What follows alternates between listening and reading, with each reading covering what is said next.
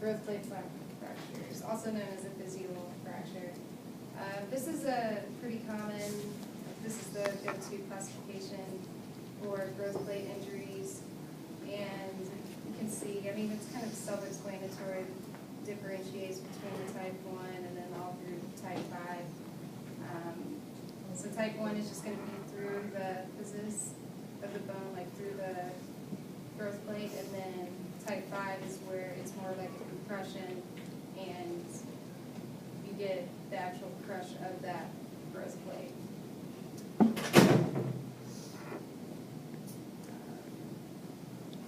So to give you guys a little background, the parts of a growing bone, you got the growth plate, the metaphysis, and then the diaphysis.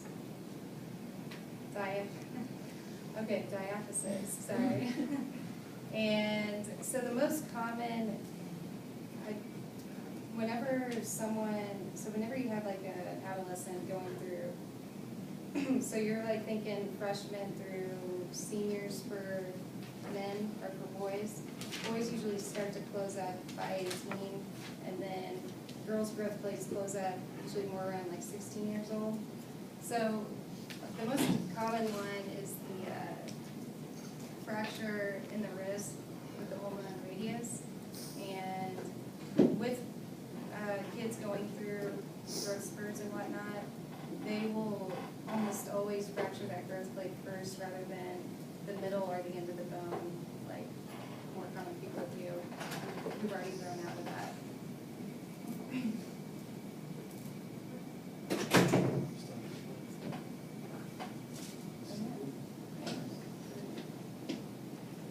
Yeah.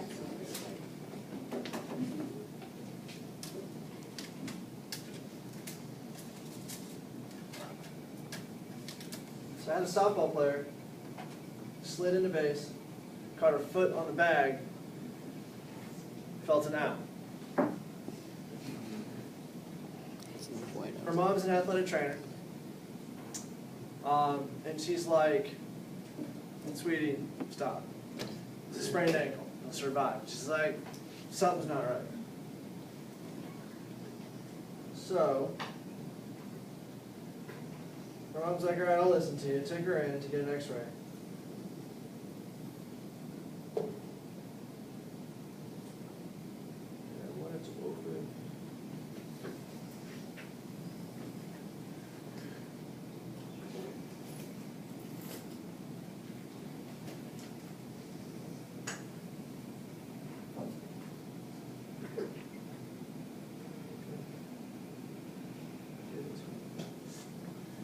so as she describes it, there's this old man looking at the x-ray. He's looking up the white box going, "Something doesn't seem right." And so it's fairly subtle-ish.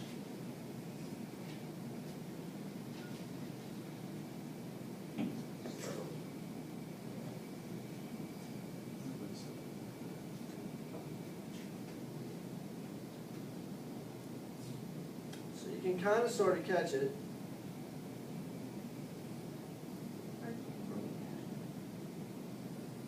Everybody see it? It's in that view right there.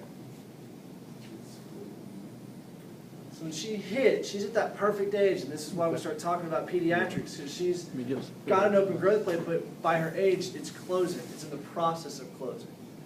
So when it went through the growth plate, and then it hit where it had ossified, where it started to close. And so that just shot it straight up the bone. Now, that kind of a problem, they sent her in for immediate surgery that night in San Antonio to set it right, because if that wasn't addressed, then there may have been issues with leg length discrepancies and otherwise, or osteonecrosis secondary to it. But yeah, it's a pretty good catch on that ER doc to catch the fact that it gone through the epiphysis and then shot up the bone. So you start talking growth plates, and if you catch it at just the right age, you're running into that scenario where you can get all kind of with the Salter hairs, the weird fracture patterns going through. As you can see there, it looks like it's actually opening up in that growth plate right through there. But it goes up to there.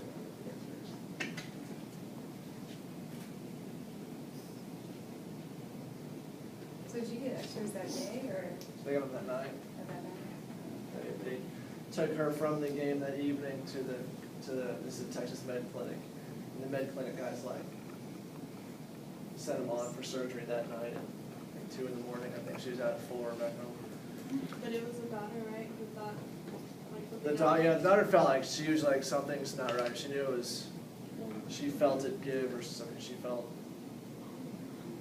so the pain was enough that it was not just ankle sprain. They got to check. The kid got it. I've had nothing. Huh? I've had nothing. Athletic trainers' parents are so tough. Suck it up. Okay.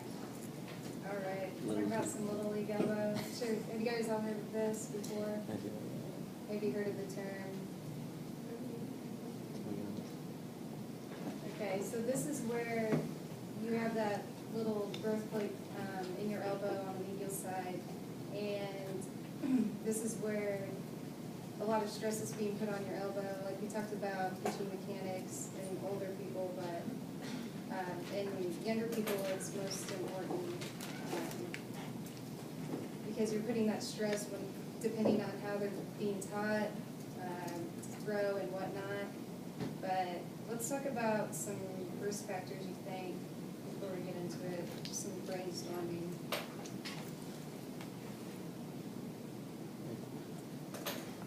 What do you guys think could lead to